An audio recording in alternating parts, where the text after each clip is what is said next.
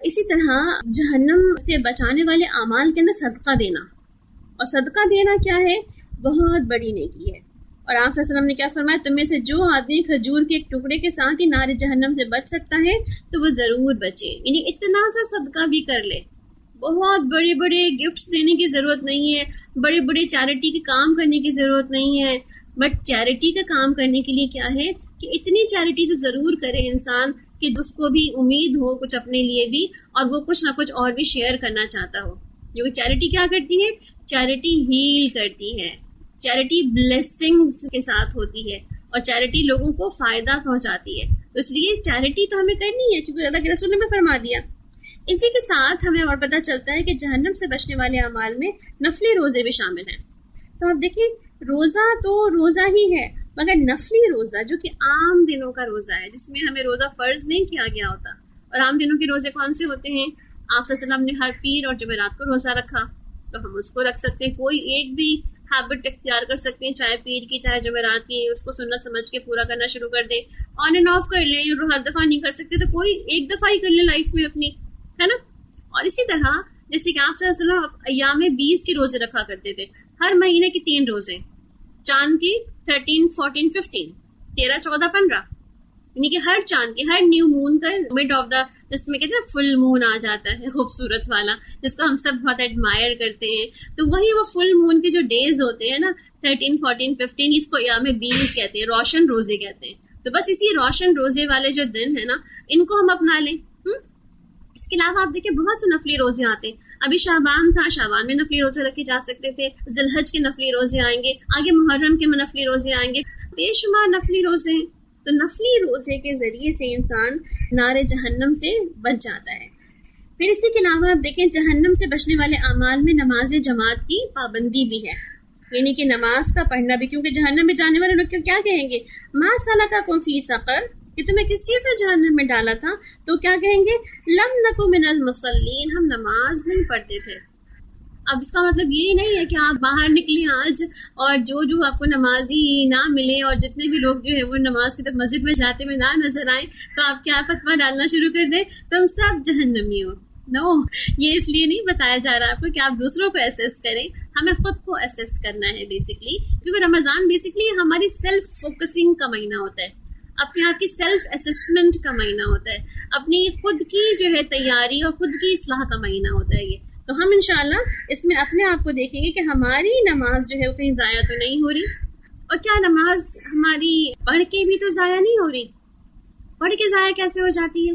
اب دیکھیں نماز ہم پڑھ کے بھی بعض اوقات اس میں ہمیں کیا پتا ہوتا ہے کہ ہم نے کیا پڑھا اس کے اندر. ہم شروع کرتے ہیں اور ختم کرتے ہیں، کوئی پوچھے آپ نے نماز میں سورت کون سی پڑھی تھی، تو پھر ہمیں یاد ہی نہیں ہوتا کہ اس نماز میں سورت کون سی پڑھی تھی ہم نے. سجدے میں ہم نے تسبیحات کتنی دفعہ کی تھیں؟ بعض اوقات تو یہ بھی بھولے کہ سجدہ 1 کیا تھا کہ 2 کیا تھا. ایسا ہے نا؟ تو آپ خود سوچیں کہ ہم تو اپنی ان نمازوں کو بھی جو ہے 100% نہیں کہہ سکتے جو ہم پڑھتے ہیں کہ یہی ہمارے لیے جہنم سے نجات کا باعث بنیں گے. آپ صلی اللہ علیہ وسلم نے کیا فرمایا کہ جو آدمی 40 دن نماز باجماعت اور اس طرح پڑھتا ہے کہ تکبیر اولیٰ پا لیتا ہے، اس کے لیے 2 آزادیاں لکھ دی جاتی ہیں، ایک ناری جہنم سے آزادی اور دوسری نفاق سے آزادی. سبحان اللہ. اب دیکھیں کیا زبردست بات کی آپ صلی اللہ علیہ وسلم نے کہ جو شخص بھی جو ہے اپنی جماعت کی نماز کی پابندی کر لیتا ہے، ایون اب دیکھیں ہم خواتین ہیں یہاں پہ، ہم جماعت کی نمازیں تو پڑھتے نہیں ہیں، جماعت میں ہم جاتے نہیں نماز پڑھنے کے لیے، مگر جب نماز کے لیے اذان دی جاتی ہے اور ہم اسی وقت اپنا مصلی بچھا لیتے ہیں تو ہم تکبیر اولیٰ میں شامل تو ہو گئے نا. اور تکبیر اولیٰ میں شامل ہو گئے ہم تو الحمدللہ یہ دونوں فائدے ہمارے لیے بھی ایسے ہی موجود ہیں کہ جہنم سے بھی آزادی ہو جائے گی اور نفاق بھی دل میں نہیں ہوگا، ہپوکریسی بھی دل کے اندر سے نکل جائے گی. سبحان اللہ. یہ تو بہت بڑا انسینٹیو ہے کہ ہپوکریسی ہمارے دل سے نکل جائے، کیونکہ نفاق کی کوئی نہ کوئی کنڈیشن تو ہمارے دل کے اندر آ ہی جاتی ہے نا. اور نفاق تو پتہ ہی ہے نا آپ کو، آپ صلی اللہ علیہ وسلم نے کیا فرمایا تھا کہ نفاق کی 4 علامات ہیں نا. بات کرے تو جھوٹ بولے، وعدہ کرے تو وعدہ خلافی کرے، عہد کی پابندی نہ کرے، اور جب موقع اس کا لگے دوسروں کے سامنے بات چیت کرنے کا تو جھگڑے میں بھی گالم گلوچ کرے، اور امانت کی ادائیگی نہ کرے. تو اب دیکھیں یہاں پر اللہ سبحانہ تعالیٰ کیا فرما رہے ہیں ہمیں آپ صلی اللہ علیہ وسلم کی اس بہت خوبصورت بات کے ذریعے، نفاق بھی دل سے نکل جاتا ہے نفلی نمازوں کے ذریعے سے. تو الحمدللہ اس کی پابندی ضرور کریں. ایک اور پتہ چلتا ہے ہمیں کہ نماز فجر اور نماز عصر، جس نے طلوع آفتاب اور غروب آفتاب سے پہلے نماز پڑھی وہ نار جہنم میں ہرگز نہیں جائے گا. یعنی کہ جس نے صبح کی نماز اور عصر کی نماز پکڑ لی، یعنی کہ یہ دو نمازیں بہت امپورٹنٹ ہیں، اور جس کے بارے میں آتا ہے نا کہ جس کی عصر چلی گئی، نماز نہیں پڑھی اس نے، تو اس نے اپنا گھر بار اہل و عیال سب تباہ کر دیا. تو اس کا مطلب کیا ہوا کہ ان دو نمازوں کو جو پکڑ لیتا ہے، یعنی فجر کی اور عصر کی، تو وہ نار جہنم میں نہیں جائے گا. پھر صبح شام کے کچھ اذکار ہیں جو ہم تسبیحات کے طور پر دیکھ لیں کہ آج کی ہم نے سے نماز نفلی کچھ باندھ لینی ہے آج ہی اپنے لیے، چاہے ہم چاشت پڑھیں، اشراق پڑھیں، یا ہم جو ہے وہ اپنی تراویح جو ہم پڑھ رہے ہوتے ہیں، اپنی تہجد کی نمازیں وہ پڑھیں. کوئی بھی نفلی نماز جو ہم پڑھ رہے ہیں آج سے اپنی کوئی بھی ایک نفلی نماز ہم نے آگے کے لیے باندھ لینی ہے اپنے انشاءاللہ. ٹھیک ہے. اسی طرح کچھ اذکار ہیں جیسے آپ صلی اللہ علیہ وسلم نے ذکر بتایا، اللہم انی اصبحت اشہدک و اشہد حملۃ عرشک و ملائکتک و جمیع خلقک انک انت اللہ لا الہ الا انت و ان محمدا عبدک و رسولک. اور اس کے بارے میں آپ صلی اللہ علیہ وسلم نے کیا فرمایا کہ جس شخص نے یہ دعا پڑھ لی، اللہ تعالیٰ نے اس کے بدن کا چوتھائی حصہ، اس کے بدن کا 1/4 حصہ نار جہنم سے آزاد کر دیا. اور جس نے یہ دعا 2 دفعہ پڑھی، اللہ تعالیٰ نے اس کے بدن کا نصف حصہ جہنم سے آزاد کر دیا. اور جس نے یہ دعا 3 دفعہ پڑھی، یعنی کہ 3 دفعہ ادا کی، تو اس کا 3/4 حصہ نار جہنم سے آزاد کر دیا. اور جس نے یہ دعا 4 دفعہ پڑھی، اللہ تعالیٰ نے اس کو سر تا پا جہنم سے آزاد کر دیا. سبحان اللہ. ایک چھوٹی سی دعا اور ہمیں جہنم سے کیسے آزادی دلوا رہی ہے، اور ہم کہتے ہیں کہ ہمارے پاس وقت نہیں ہے پڑھنے کے لیے. تو آپ دیکھیں کہ جہنم خود کتنی بڑی مصیبت ہے یہ، تو ہم اس سے بچنے کے لیے کچھ نہیں کریں گے. اس سے بچنے کے لیے ہم چھوٹے چھوٹے عمل نہیں شروع کریں. تو آج آپ نے بہت سارے تھنگس ٹو ڈو ہیں آپ کے لیے، کہ چونکہ ہمیں سب سے زیادہ خطرہ جہنم سے ہی تو ہے، تو ہمیں اسی کے لیے بہت کانشیس رہنا ہے کہ اس میں جانے والے اعمال کہیں ہم نہ کرتے ہوں، اور کہیں اس سے بچنے والے اعمال کا پتہ بھی ہو ہمیں، تو ہم ضرور اس کو نوٹ ڈاؤن کرنے اپنے لیے. ٹھیک ہے. اسی طرح جہنم سے کہتے ہیں نا، اس سے پناہ طلب کرتے رہنا چاہیے. جیسے اللہ سبحانہ تعالیٰ نے بھی بہت ساری دعاؤں میں ہمیں بتا دیا قرآن پاک میں، جیسے کہ ربنا اصرف عنا عذاب جہنم ان عذابها کان غراما انها ساءت مستقرا ومقاما. سورہ الفرقان کے اندر یہ دعا آتی ہے. تو آپ صلی اللہ علیہ وسلم کا کیا ارشاد ہے کہ مسلمان جب 3 مرتبہ اللہ سے جنت کا سوال کرتا ہے، جو جنت کہہ اٹھتی ہے اے اللہ اس کو جنت میں داخل کر دے، اور جب مسلمان 3 مرتبہ نار جہنم سے نجات کی دعا کرتا ہے، پناہ مانگتا ہے، تو جہنم بھی پکار اٹھتی ہے کہ اے اللہ اس کو پناہ دے دے. تو آپ یوں دعا کر سکتے ہیں کہ جیسے جنت کی دعا کریں، اللہم انی اسألک الجنت. ٹھیک ہے. اسی طرح سے آپ دیکھیں دعا ہم یہ بھی کر سکتے ہیں، جب جنت کا سوال کریں تو اللہم انی اسألک الجنت کہہ سکتے ہیں، اور جب ہم اللہ سے جہنم کے عذاب سے پناہ کی دعا کریں تو اللہم اجرنی من النار کی ہم دعا کر سکتے ہیں اسی طرح. ٹھیک ہے. اور آپ صلی اللہ علیہ وسلم صبح کی نماز پڑھ لو تو کیا کہتے تھے؟ 7 مرتبہ اللہم اجرنی من النار کہہ کے دعا مانگا کرتے تھے. اور کہتے ہیں نا کہ جو شخص اللہم اجرنی من النار کہہ کے اسی رات وفات پا گیا تو اللہ تعالیٰ جو ہے اس شخص کے مقدر میں نار جہنم سے بچ کے نکلنا لکھ دے گا، یعنی کہ وہ کبھی جہنم میں پھر نہیں جائے گا. یعنی کہ نار جہنم سے بچ نکلنا یعنی کہ تم پل صراط بھی پار کر جاؤ گے اور نار جہنم سے بھی نجات پا جاؤ گے. سبحان اللہ. کیا زبردست انسینٹیوز ہے نا. نماز ظہر سے پہلے اور نماز ظہر کے بعد 4 سنتیں پڑھنا. اس میں آتا ہے کہ نبی کریم صلی اللہ علیہ وسلم کا ارشاد ہے کہ جو شخص نماز ظہر سے پہلے اور اس کے بعد کی 4 سنتوں کی پابندی کرتا ہے، اللہ تعالیٰ اس پر نار جہنم حرام کر دیتا ہے. جب یہ پڑھانے کے لیے آپ کو پڑھ رہی ہوتی ہوں اپنی کتابوں سے، تو آج ہی میں نے پہلی مرتبہ یہ بات، یعنی کہ پہلی 4 سنتوں کو تو سن رکھا تھا، پڑھتی بھی تھی اس کو الحمدللہ، آخری کی 4 سنتوں کا نہیں پڑھا تھا. اس کا میں نے حوالہ دیکھا تو یہ تو جامع ترمذی کی صحیح روایت میں سے ایک روایت ہے، یعنی کہ اوتھینٹک روایت ہے یہ بھی. تو مطلب یہ عمل بھی ہمیں اپنے عمل میں ڈال لینا چاہیے. 2 سنتیں تو پڑھی جاتی تھیں، مطلب جو ظہر کے بعد پڑھی جاتی ہیں، مگر 4 نہیں پڑھی جاتی نا. اور آپ نے دیکھا ہوگا کہ ہماری نمازوں کی جو فہرست آتی ہے اس میں کیا آتا ہے، 4 سنتیں ہیں، 4 فرض ہیں، پھر 2 سنتیں، پھر 2 نفل ہیں. جو سنت و نفل بیسیکلی کیا کرتے ہیں، تو دونوں سنت یا نفل ہی تو ہوتے ہیں. سنت بھی تو نفل ہوتی ہے ایک طرح کی نا. تو اس کا مطلب ہے کہ آپ 4 سنتیں آرام سے جو ہے، بہت سے لوگ پڑھ رہے ہیں پوری نماز اتنی، تو الحمدللہ وہ دونوں پڑھ رہے ہیں، 4 پہلے کی اور 4 بعد کی پڑھ رہے ہیں. اور جو نہیں پڑھ رہے میری طرح کے لوگ تو وہ کیا کریں، تھوڑا سا ایڈ کر لیں اس میں 2 رکعت نفل مزید اور 4 کو اس کی پڑھنے الحمدللہ۔ پھر اسی طرح کسی مسلمان کی عزت کا دفاع کرنا، آپ نے فرمایا کہ جس شخص نے اپنے کسی بھائی کی عدم موجودگی میں اس کی عزت کا دفاع کیا، اللہ تعالیٰ پر واجب ٹھہرتا ہے کہ وہ اس کو جہنم سے آزاد کر دے۔ یہ تو بہت زیادہ کرنے والا کام ہے میرے خیال سے۔ ہم سب جس معاشرے میں رہتے ہیں اور وہاں پہ ہم میں سے ہر ایک دوسرے کی لیگ پولنگ میں لگا رہتا ہے، ہر ایک دوسرے کی غیر موجودگی میں اس کے بارے میں کچھ نہ کچھ باتیں کرتا ہی رہتا ہے، اور اس کو ہم کیا کہتے ہیں، غیبت کہتے ہیں نا۔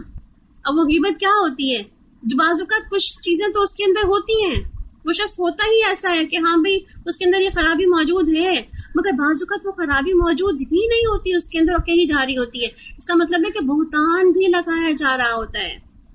تو اب دیکھیں کہ اللہ تعالیٰ کیا فرمانے، کوئی مسلمان کسی مسلمان کی عزت کا دفاع کرے، وہ موجود نہیں ہے آپ کا بہن یا بھائی، مگر آپ اس کی رسپیکٹ کرتے ہوئے اس کی عزت کا دفاع کر رہے ہیں کہ نہیں وہ تو ایسا نہیں تھا نا، وہ تو ایک اچھا انسان ہے۔ مطلب یہ اگر کچھ بھی نہیں سمجھ رہا تو کم از کم خاموشی اختیار کریں، اور جو کوئی کچھ کہہ رہا ہے اس کے پاس سے ہٹ جائیں کہ بھائی نہ غیبت کرنی ہے نہ سننی ہے۔ ابھی الحمدللہ ایک بچی سے بات ہو رہی تھی، اس نے اپنا کچھ مسئلے ڈسکس کرنے کے لیے مجھے کال کی، اس کی بہت اچھی لگی مجھے یہ بات کہ اس نے کہا کہ باجی بہت ساری باتیں تو روزے کی وجہ سے میں نے آپ سے ڈسکس نہیں کرنے چاہ رہی تھی میں، کیونکہ مسائل اتنے بڑھ گئے، ریسنٹلی شادی ہوئی ہے، تو اس نے یہ کہا کہ غیبت نہ ہو جائے نا۔ پھر میں نے کہا الحمدللہ اگر ہم مسلمان اتنے کانشیس ہو جائیں کہ ہمیں پتہ چل جائے کہ غیبت کر کے ہم اپنے روزے کے سارے اعمال، اپنے روزے کی ساری جو ہماری محنت ہے ہم کسی اور کے پلڑے میں نہیں ڈالیں گے، تو الحمدللہ عام دنوں میں بھی یہ بات، کیونکہ یہی تو پریکٹس ابھی کرنی ہے نا، تو عام دنوں میں بھی یہی پریکٹس ہماری ہوگی کہ اتنی محنت سے ہم نیکیاں کرتے ہیں، اتنی محنت سے ہم اعمال کماتے ہیں، اور کتنی آسانی سے ہم کسی اور کو دے دیتے ہیں۔ یہ بے وقوف لوگ ہیں نا، دنیا میں تو ہمیں کسی کو گفٹ دینا کتنا مشکل لگتا ہے، اللہ یہ کہ ہمیں کسی سے بہت زیادہ محبت ہو تو ہی، ہے نا، ادروائز ورنہ ہم لوگوں کو تو گفٹ دینا ہی نہیں چاہ رہے ہوتے۔ جیسے آپ نے فرمایا نا کہ تحادو تحابو، تم تحفے دو گے تمہاری محبت بڑھے گی، تو تحفے دے کے تو محبت بڑھتی ہے، مگر یہ والا تحفہ، یہ تحفہ دے کے تو آپ خود خالی تہی دامن رہ جاتے ہیں، تو اس لیے یہ تحفے تو نہیں دینے نا، ہمیں اپنا نقصان بھی نہیں کرنا اور کسی کا اس طرح کا فائدہ بھی نہیں کرنا کہ اس کے پیچھے بیک بائٹ ہو، ہے نا۔ تو اس لیے کیا ہے کہ ہمیں دوسرے مسلمانوں کی عزت کا دفاع بھی کرنا ہے۔ پھر آپ دیکھیں کہ ہم میں سے بہت سے لوگ بیمار ہو جاتے ہیں، بخار ہو جاتا ہے، تو آپ صلی اللہ علیہ وسلم کیا فرماتے ہیں کہ بخار جہنم کی دھونکنی ہے، مومن کو جتنا بخار ہوتا ہے وہ جہنم میں اس کا حصہ ہے، یعنی کہ جتنا بھی مومن کو بخار ہوتا ہے وہ جہنم میں اس کا حصہ، یعنی کہ وہ وہاں سے جو دنیا میں جو جہنم کا حصہ اس کو، یعنی کہ آخرت میں تو اللہ سبحانہ تعالیٰ اس کو نہیں ڈالیں گے انشاءاللہ العزیز، بٹ جو دنیا میں اس کو جہنم کا حصہ ملنا تھا وہ اس کو اس کی بخار کی صورت میں مل جاتا ہے، جو ٹیمپریچر اس کا ہو جاتا ہے نا اس صورت میں مل جاتا ہے۔ تو اس وقت بھی آپ دیکھیں اگر ایسی کسی کنڈیشن میں آپ ہوں، آپ کو بخار ہو جائے، اور بخار ہونے کے بہت سے ریزنز ہوتے ہیں نا، کبھی کسی وجہ سے، جیسے آج کل لوگ کووڈ میں ہیں اور جو ان کو کووڈ پازیٹیو ہے تو ان کی بہت شدت سے ان کو تیز بخار ہو جاتا ہے، اور اس کے اندر پھر ان کو ویکنیس بھی بہت زیادہ ہو جاتی ہے۔ تو آپ دیکھیں اللہ سبحانہ تعالیٰ نے ہمیں ایک موقع دیا ہے کہ ہم اس کو جہنم سے ریلیٹ کر کے اپنے آپ کے لیے دعائیں مانگنے والے بن جائیں، اس وقت خوب کثرت سے دعائیں کریں، اللہ تعالیٰ جہنم سے آزاد کر دے ہمیں، سبحان اللہ۔ تو پھر آپ دیکھیں کہ اللہ سبحانہ تعالیٰ ہمیں ایک اور بڑا انسینٹیو دیتے ہیں نبی کریم صلی اللہ علیہ وسلم کے ذریعے۔ آپ صلی اللہ علیہ وسلم فرماتے کیا میں تمہیں بتاؤں ایک شخص کے بارے میں جس کے اوپر نار جہنم حرام ہے، یعنی کہ وہ نار جہنم حرام ہے، جہنم میں وہ جائے گا ہی نہیں۔ تو لوگوں نے فرمایا کہ آپ سے ہم ضرور بتائیں ایسا کون شخص ہے؟ آپ نے فرمایا کہ ہر ایسے شخص پہ جہنم حرام ہے جو خوشگوار ہے، جو خوش ہے اور لوگوں کے لیے خوشگواری پیدا کرتا ہے، جو نرم خو ہے، نرم خو، کائنڈ ہارٹیڈ ہے، سافٹ سپوکن ہے، اور جو نرم مزاج ہے، اس کے مزاج میں تیزی اور تلخی نہیں ہے بلکہ نرمی پائی جاتی ہے، تو وہ شخص کیا ہے، وہ نار جہنم اس پہ حرام ہے، تو ایسے شخص کو جہنم میں ڈالے گا ہی نہیں۔ اب دیکھیں سبحان اللہ کتنی خوبصورت بات ہے نا، آپ کی پولائٹنس، آپ کی سافٹ سپوکن ہونا، آپ کا خوش ہونا، لوگوں کو خوشیاں دینا، کتنے چھوٹے چھوٹے کام ہیں، کتنے مزے کے کام ہیں جس میں کر کے ہم انجوائے کرتے ہیں، اور اس سے کیا ہے ہم جہنم سے بچ رہے ہیں، سبحان اللہ۔ ٹھیک ہے، پھر ضرورت سے زیادہ اشیاء کا صدقہ دے دینا بھی جہنم سے آزادی کا باعث ہے۔ اولاد کا مر جانا، اگر کسی کی اولاد چلی جاتی ہے دنیا سے اور اس پہ وہ صبر کرتا ہے تو اس کے لیے بھی کیا آتا ہے کہ جہنم سے اس کے لیے ایک طرح سے آزادی مل جاتی ہے۔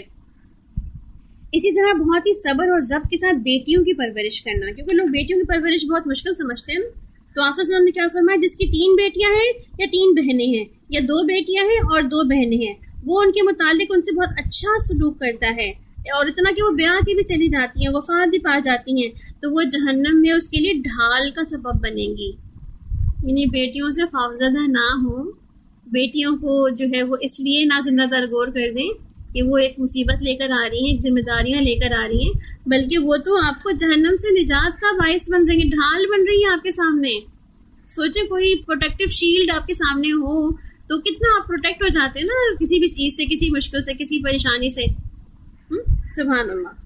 پھر اسی طرح آپ دیکھیں ذکر الہی کی مجالس میں جانا، یہ بھی جہنم سے آزادی کا باعث ہے۔ پھر باقیات و صالحات، اچھے اور نیک اعمال کرنا، جس میں آپ صلی اللہ علیہ وسلم نے فرمایا اپنی اپنی ڈھالیں لے لو۔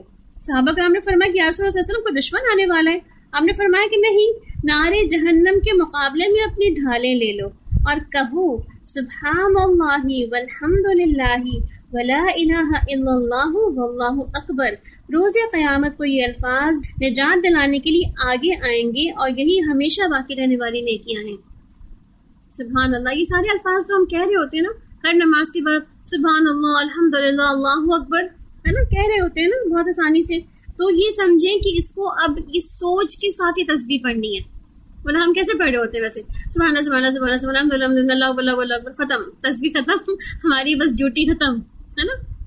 آج جب اس پہ بیٹھ کے پڑھیں گے آپ انشاءاللہ العزیز، تو آپ اس سوچ کے پڑھیں گے سبحان اللہ، الحمدللہ، اللہ اکبر، ولا الہ الا اللہ۔ آپ کو کیا کرے گا؟ یہ جہنم میں آپ کے سامنے ڈھال بن جائے گا، سبحان اللہ، آپ کو پروٹیکٹیو شیلڈ بن جائے گی، آپ کا پروٹیکٹر بن جائے گا۔ یہ تو کتنی خوبصورت بات ہے نا، کتنے چھوٹے چھوٹے عمل ہیں جن سے ہم جہنم سے بچ سکتے ہیں، اور ہمیں پتہ ہی نہیں ہے کہ ہم جہنم سے بچنا چاہتے ہیں، اور ہم ڈرتے بھی ہیں، مگر ہم بچنے والے اعمال ہی نہیں جانتے۔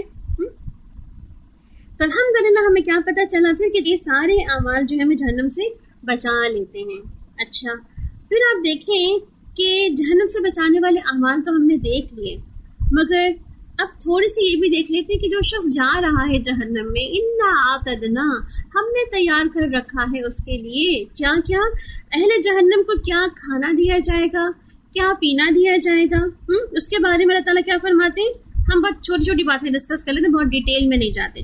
کھولتا ہوا گرم پانی ملے گا، بدبودار پانی ملے گا، سدید ملے گا، جس کے بارے میں آتا ہے کہ سدید کیا ہے بیسکلی، کہ اہل جہنم کے بدن کی جو اشیاء پگھل پگھل کر بہیں گی، لہو اور پیپ کی شکل میں بن جائیں گی، اور وہ جگہ اکٹھی ہو کے دریا سا بن جائے گا، اس کے بارے میں آتا ہے کہ یہ ماء سدید ہے جو جہنمیوں کو پینے کے لیے دیا جائے گا۔ اس کے بارے میں کیا آتا ہے قرآن پاک میں، وہ گھونٹ گھونٹ کر پیے گا مگر حلق سے اتار نہ سکے گا، ہر طرف سے موت آ رہی ہوگی مگر وہ مرے گا ہی نہیں، اور انتہائی سخت عذاب اس کے لیے تعالیٰ نے لکھ رکھا ہے۔ اسی طرح اس کو پینے کے لیے ایک اور چیز بھی دی جائے گی جو تلچھٹ کے معنی ہے، یعنی گاڑھا تلچھٹ، جو تیل کے اینڈ میں گندگی ہوتی ہے نا، اس کو تلچھٹ کہتے ہیں بیسکلی۔ تو اللہ تعالیٰ فرما رہے کہ ان کو کیا کھانے اور پینے کے لیے دیا جائے گا جو تیل کی تلچھٹ کے معنی ہوگا۔ اسی طرح پینے کی دیگر اشیاء جو ملیں گی جہنم کے اندر، وہ بھی انتہائی غلیظ ہوں گی۔ اہل جہنم کو اتنی جو غلیظ اور دہکتی ہوئی اشیاء پینے کو دی جائیں گی، مگر وہ ان چیزوں کو پی کر کے بھی مریں گے نہیں۔ کیوں آخر؟ کیونکہ ایسی چیزیں کو پینے کے بعد انسان مر جاتا ہے نا، کیونکہ زہریلی ہوتی ہیں سب چیزیں تو۔ مگر جہنمیوں کو موت نہیں آئے گی، کیونکہ جہنم میں اور جنت میں اس سے پہلے اللہ تعالیٰ ان کی موت کو ہی ذبح کر دیں گے کہ موت تو اب ہے ہی نہیں ان دونوں جگہ پر، اٹرنل لائف ہے، ہمیشہ کی زندگی ہے یہاں پر۔ تو اللہ سبحانہ وتعالیٰ یہاں پر ہمیں کیا بتا رہے ہیں کہ اہل جہنم کا جو پینا ہے، اسی طرح اہل جہنم کا کھانا بھی ہے، اور ایسا کھانا بھی وہاں پر ان کو ملے گا کہ ان کا کھانا خاردار جھاڑیاں ہوں گی، نہ موٹا کرے گی نہ بھوک مٹائے گی، اور ان کا خاردار کھانا کیا ہوگا جو حلق میں پھنس جائے گا۔ اللہ حافظ نا۔ اور اسی طرح آپ دیکھیں ایک اور آیت میں بھی آتا ہے کہ ان کو شجرت زقوم سے کھلایا اور پلایا جائے گا، جو کہ تھور کا درخت ہے، جو انتہائی کڑوا کسیلا ہے، اور جس میں اس کا کھانا اس کا جہنمیوں کا یہی ہوگا۔ پھر پگھلے ہوئے تانبے کی تلچھٹ کے مانند وہ جو پیے گا، پھر پیٹ میں وہ کھولے گا، اور تیز گرم پانی کی طرح وہ کھولے گا۔ پھر کہا جائے گا اس کے لیے کیا کہ اس کو پکڑو اور اس کو جہنم میں گھسیٹ کے لے جاؤ اور اس کے سر پہ تیز گرم پانی کا عذاب انڈیل دو. اب دیکھیں کتنی سخت ترین سزائیں ہیں جو اللہ سبحانہ تعالیٰ نے قرآن پاک کے اندر ہمیں جہنم میں جانے والوں کے لیے لکھ رکھی ہیں. تو اب دیکھیں اتنی سخت و کڑی سزائیں جو لکھی ہوئی ہیں، تو کیا یہ صحیح نہیں ہے؟ یہ ہوگی نہیں؟ کیا ہمیں بلیو نہیں ہے اس کے بارے میں؟ اس کے اندر ہمارا بلیو بہت پکا ہونا چاہیے. اللہ تعالیٰ نے جو کچھ بھی قرآن پاک میں کہا آج تک اس میں سے کوئی بات بھی غلط ثابت نہیں ہوئی. آج اس میں سے کوئی بات بھی ایسی ثابت نہیں ہوئی جس کے بارے میں کوئی یہ کہہ سکے تو یہ تو جی ایسی کہہ دیا ہم نے اور اس کے بارے میں کوئی سچائی نہیں ہے. 100% بلکہ 200% جو ہے وہ ہر بات رائٹ ہے، اور جو جیسی لکھی ہے وہ ویسی ہی ہوگی. اس کا مطلب کیا ہے کہ ہمیں اس سے ڈرنے کی ضرورت ہے. اسی طرح کہتے ہیں کہ جہنمیوں کے لیے مختلف کپڑے ہوں گے، جن کے بارے میں آتا ہے کہ اہل جہنم کے لیے ایسے کپڑے ان کو پہنائے جائیں گے جو ٹخنوں تک آئیں گے، وہ آگ کے کپڑے ہوں گے. اسی طرح اہل جہنم کا اوڑھنا اور بچھونا ہوگا. کہتے ہیں کہ جہنم ہی ان کا بچھونا ہوگا اور جہنم ہی ان کا اوڑھنا ہوگا. یعنی ان کے اوپر بھی آگ کی سائبان ہوگی، ان کے نیچے بھی آگ کی سائبان ہوگی، مسلسل آگ ہی آگ ہوگی. پھر جہنمیوں کی شکل و صورت کیسی ہو جائے گی جہنم کے اندر کہ جب وہ جائیں گے جہنم میں تو انتہائی کڑی صورت، انتہائی ہولناک قسم کے ہو جائیں گے. اور ان کے بارے میں آتا ہے کہ کافر کے دونوں مونڈوں کے درمیانی فاصلہ تیز رفتار شتر سوار کی 3 روزہ مسافت کے برابر ہوگا. اور ایک اور موقع پہ آپ نے فرمایا کہ کافر کی جو داڑیں ہیں وہ جبل احد جیسی بڑی بڑی ہو جائیں گی، اور کافر کی جلد 3 دن کی مسافت کے برابر موٹی ہو جائے گی.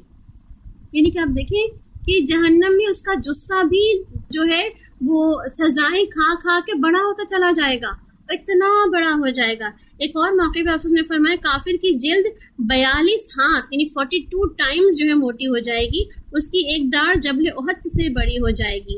اور جہنم میں کافر جہاں بیٹھے گا وہ اتنی بڑی جگہ ہوگی جیسے کہ مکے اور مدینے کے درمیانی فاصلہ جو کہ تقریباً 500 to 600 کلومیٹرز ہے. تو کیا پتہ چل رہا ہے ہمیں کہ اہل جہنم میں جب جائیں گے نہ صرف یہ کہ ان کا کھانا پینا، ان کی شکل، ان کا حلیہ حال، سب کچھ، کیونکہ دنیا میں جس حلیہ حال، شکل، کھانا پینا، جو اسٹیٹس سمبل جس کی بنا پر ہم دین کو سمجھ نہ پائے، دین پر عمل کرنا ہم نے ضروری نہ سمجھا، دین کو ہم نے جو ہے وہ بالکل ہی نیگلیکٹ کیا، تو اب اللہ تعالیٰ اس کا بالکل ایک ایڈورس شکل دکھائیں گے. اس کی بالکل ہی ایک کہتے ہیں نا کہ جو شکل دنیا میں سوچی بھی نہیں ہوگی اس نے، اس کو وہ شکل دکھائیں گے وہاں جا کر جو اس کو وہاں ملے گی. اسی طرح اہل جہنم کی رنگت انتہائی سیاہ ہوگی. جب وہ آگ میں جلیں گی تو ان کی رنگت اور بھی بگڑ جائے گی. اللہم احفظنا اللہم احفظنا اللہم اجرنا من النار اللہم اجرنا من النار. اسی طرح جہنم میں جانے کی کچھ کام بتائے گئے ہیں کہ جو شخص یہ کام کرتا ہے تو وہ جہنم میں جائے گا. اب دیکھیں کون سے کام ہیں وہ جس کو کرنے کے بعد انسان جہنم کے اندر جانے والوں میں شامل ہو جاتا ہے. تو کیا کہا جاتا ہے؟ بے انصافی کرنا. یعنی کہ جو انسان انصاف کا اس کو کرنے کا کام دیا گیا ہے کہ وہ انصاف کرے اور وہ انصاف نہیں کرتا. کہ اللہ تعالیٰ قرآن پاک میں کیا فرماتے ہیں؟ ان اللہ یأمر بالعدل والاحسان وایتاء ذی القربى وینہی عن الفحشاء والمنکر والبغی یعظکم لعلکم تذکرون. اللہ تمہیں عدل، احسان اور قرابت داروں کو امداد دینے کا حکم دیتا ہے، وہ بے حیائی اور برے کام اور ظلم و زیادتی سے منع کرتا ہے، وہ تمہیں واعظ کرتا ہے تاکہ تم نصیحت حاصل کرو. پھر اس طرح جھوٹی احادیث کا گڑھنا، جھوٹی احادیث کا بیان کرنا. جیسے آپ دیکھیں آج ہمارے ہاں بے شمار ایسی احادیث جس کا کوئی ریفرنس نہیں ہوتا اور کوئی الفاظ ہی ہوتے ہیں اپنے اپنے بنائے ہوئے، اس کو ہم حدیث کہہ کے لوگوں کے سامنے پیش کر دیتے ہیں. تو بیسیکلی اللہ تعالیٰ کے رسول نے کیا فرمایا؟ جو شخص بھی آپ صلی اللہ علیہ وسلم کے نام کے ساتھ جھوٹ گڑھے، جھوٹ مطلب کیا ہے؟ جو آپ صلی اللہ علیہ وسلم نے نہیں فرمایا وہ گھڑ رہا، وہ کہہ رہا ہو. تو پھر کیا ہے؟ آپ صلی اللہ علیہ وسلم نے کیا فرمایا؟ میرے متعلق جھوٹ مت بولو، جس نے میرے متعلق جھوٹ بولا وہ جہنم میں جائے گا. یعنی کہ بعض اوقات انجانے میں بول جاتے ہیں ہم اور لوگوں کو حدیث کہہ کے فارورڈ کر دیتے ہیں، آگے فلاں حدیث ہے، جبکہ وہ حدیث نہیں ہوتی، فیبریکیشن ہوتی ہے، یا بعض اوقات وہ حدیث انتہائی ضعیف لیول پر ہوتی ہے اور حدیث کی کیٹیگریز میں بھی جو ہے بالکل جو ہے وہ اس کو ہمارے بہت سارے محدثین کرام اس کو کسی قابل نہیں گردانتے، اور بعض اوقات لوگ اپنی اپنی باتوں کو حدیث لے کے پیش کر دیتے ہیں. تو آپ دیکھیں ان تمام ایسی چیزوں کو جب ہم فارورڈ کر دیتے ہیں آگے لوگوں کو بتا دیتے ہیں اچھا آپ بھی پڑھیں، آپ بھی بڑھیں، آپ بھی لوگوں کو بانٹیں، فلاں فلاں 12 لوگوں کو بانٹے تو اس کو خوشخبری مل جائے گی، اتنے لوگوں کو سنا دو گے تو تمہیں آج کوئی نہ کوئی جو ہے نعمت مل جائے گی. اور اس قسم کی بے شمار چیزیں ہم دیکھ سکتے ہیں کہ ہمارا سوشل میڈیا بھرا پڑا ہوا ان تمام چیزوں پہ. تو آپ دیکھیں ان تمام چیزوں کے اندر بھی ہمیں دیکھنے کی ضرورت ہے کہ سچ کیا ہے اور غلط کیا ہے، اور اس میں کیا سمجھ آ رہا ہے ہمیں. آپ صلی اللہ علیہ وسلم سے متعلق کوئی ایک غلط بات، کوئی ایک جھوٹی بات جو ہم نے ریلیٹ کر دی تو ہمارے سارے اعمال فحبط اعمالهم، ہر ایک اعمال جو ہم نے کر رکھے تھے، ہمارے روزے، نمازیں، اچھے کام، برے کام، جتنے کام تھے سارے ہمارے سب پانی کے اندر بہہ گئے، کچھ بھی ہمیں اس کا رزلٹ نہ ملا. اسی طرح سود خوری کرنا، یہ بھی جہنم میں لے جانے والا کام ہے. لوگوں کا ناحق روپیہ ہتھیانا، یہ سب کیا ہے؟ یہ جہنم میں جانے والے اعمال ہیں. دنیا میں کتنے دن کھا لیں گے یہ پیسے، کتنے دن انجوائے کر لیں گے ان پیسوں کو، مگر آخرت جو کہ سب سے بڑی ہے، جس میں مرنا ہی نہیں ہے سرے سے، وہاں کیا ملے گا؟ وہاں جہنم ملے گی. اسی طرح پہ ظالموں کا ساتھ دینا. ایک ہوتا ہے ظالموں کا ساتھ دینا کہ اس کے ظلم میں خود بھی ہاتھ بٹا کے شامل ہو جانا کہ ہاں بھائی چلو تم کر رہے ہو نا، یہ کام بہت اچھا کر رہے ہو، ایسے ہی کرنا چاہیے ان لوگوں کے ساتھ. یا بعض اوقات ہم اپنی الفاظ کے ساتھ ظالموں کا ساتھ دے دیتے ہیں. وہ کیسے؟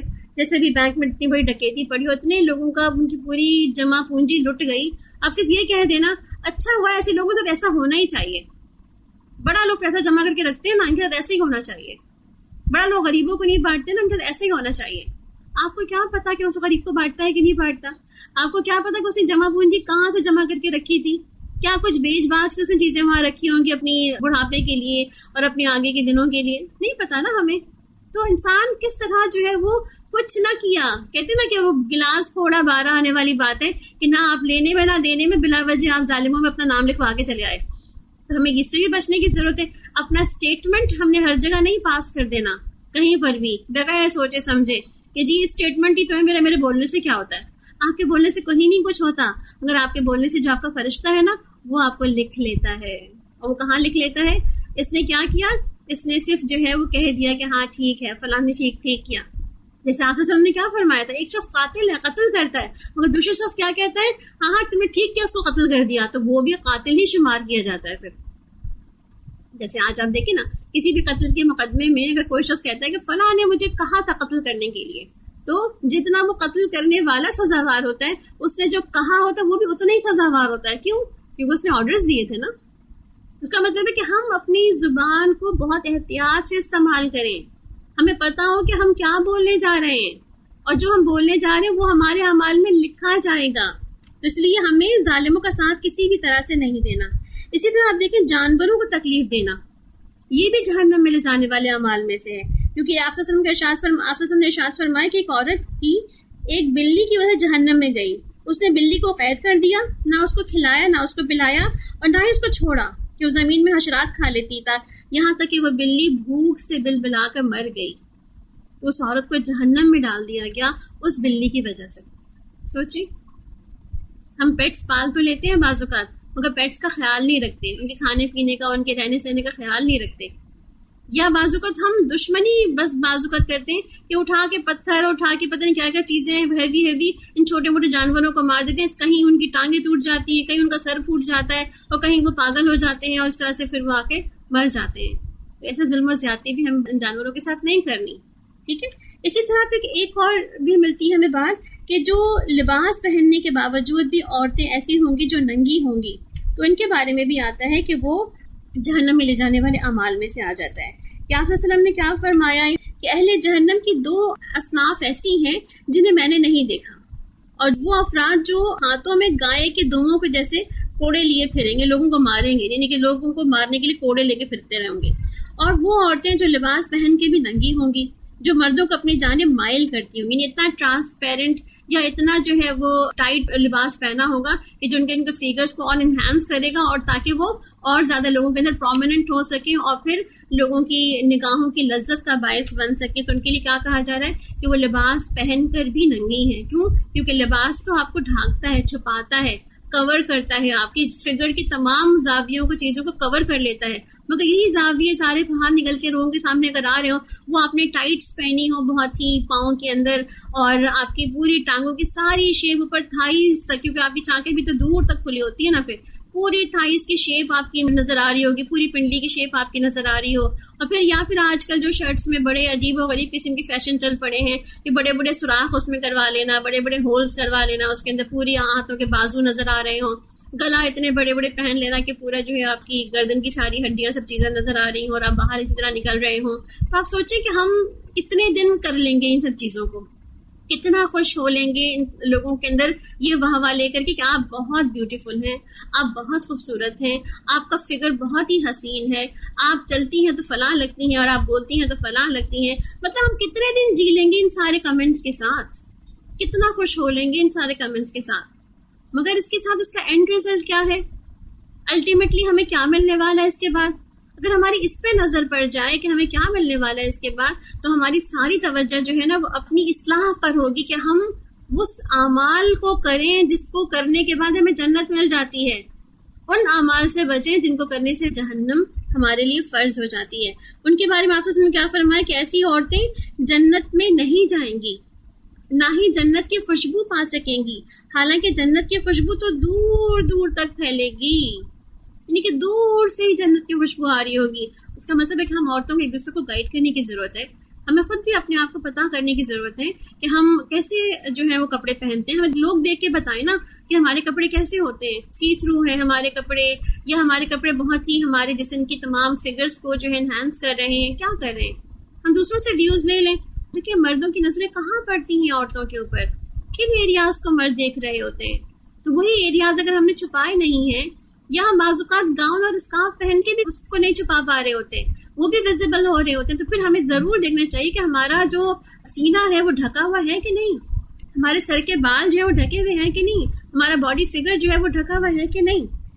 پھر آپ دیکھیں کہ اسی میں جو شخص خودکشی کر لیتا ہے وہ بھی جو ہے وہ جہنم میں جانے والے اعمال کرتا ہے, اور جو بھی کہتے ہیں نا کہ سونے چاندی کے برتنوں میں کھاتا ہے وہ بھی جہنم میں جانے والے اعمال ایک طرح کے. پھر غرور اور بہت ہی تکبر کرنا یہ بھی جہنم میں لے جانے والا ہی ہمارا ایک عمل ہے.